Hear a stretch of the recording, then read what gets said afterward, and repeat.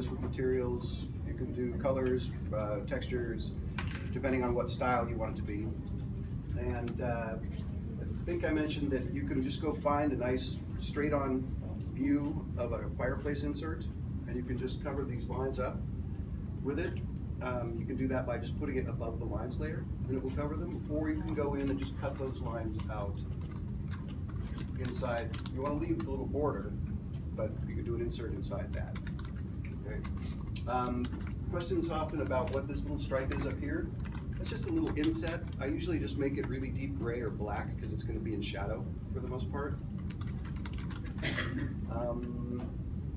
And again, this is like a kitchenette, so you can just kind of do these like a cabinet, kitchenette cabinet would be.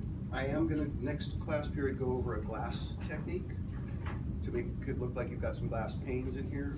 And also, actually, I'll dig up what an example of what a completed one looks like, so you'll see all the different elements that we'll be covering eventually. But for today, we'll work on putting some art on the back walls. Okay, so generally, you just, like any other material, you can just go out to Google. I just Googled modern art images and found one and downloaded it earlier, so I've got it in my file folder already. So I'm just going to go to File and Place Embedded. Takes me to my file folder, and I'm going to choose my lovely piece of modern art and place it into my drawing. Remember, it comes in transform mode, so I can just grab the corner and hold the shift key and kind of start sizing it to fit in my living room.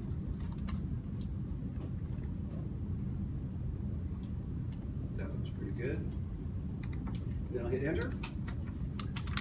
Remember, when you bring in material, it creates its own layer, but it's going to be a smart object, so I'm going to have to rasterize it by clicking over here, choosing rasterize layer.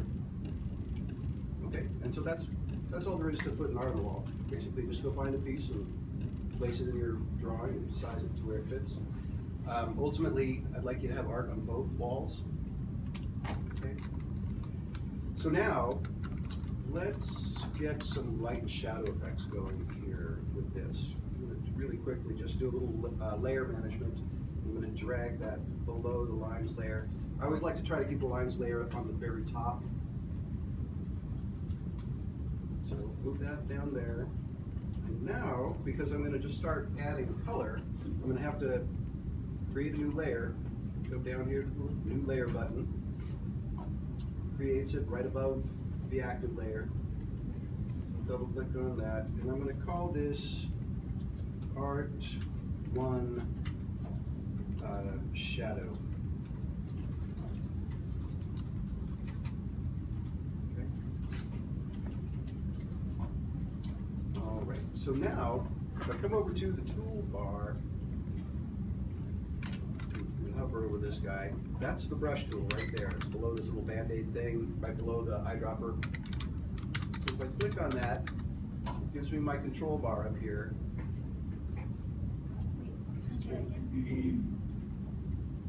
Over here in the toolbar, this guy right here.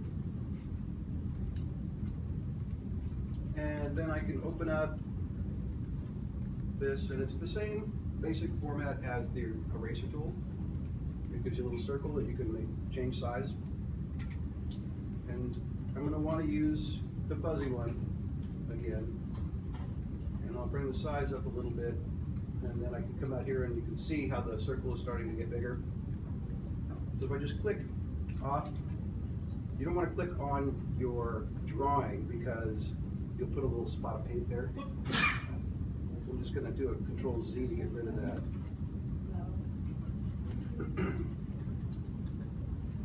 Okay, so the trick with this one is, and I'm going to zoom in so you can kind of see what I'm doing here. See how big my circle is? Remember, you can control the size of the circle with the little bracket keys on the keyboard. And they are right below the plus and equal sign. And I'm going to shrink this guy down. And I'm going to come over here to my piece of artwork.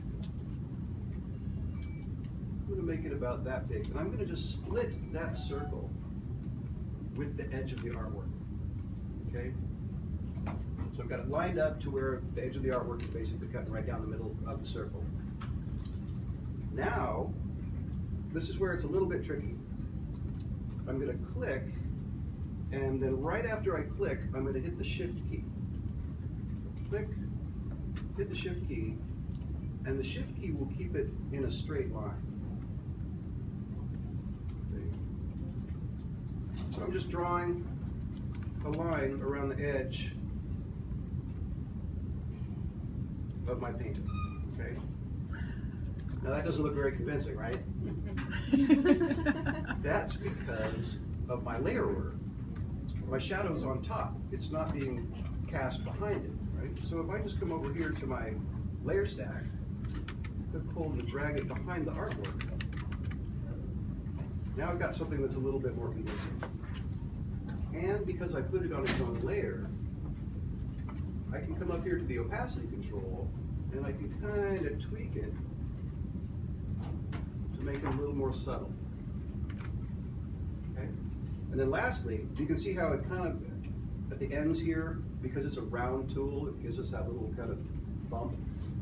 We're just going to come back to my rectangle marquee tool, and I'm going to just select that little area, make sure I'm still on the hard shadow layer, and then I'm just going to hit the delete key and trim that off.